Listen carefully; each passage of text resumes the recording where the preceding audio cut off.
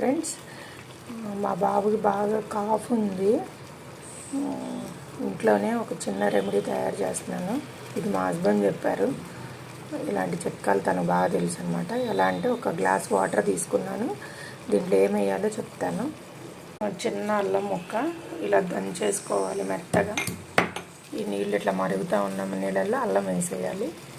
అల్లం వేసిన తర్వాత అల్లం కూడా మరుగుతుంది కదా, ఇది కరక్కాయ ఇట్లా దంచేసి అది కూడా వేసుకున్నాను. కరక్కాయ ఇలా ఉంటుంది.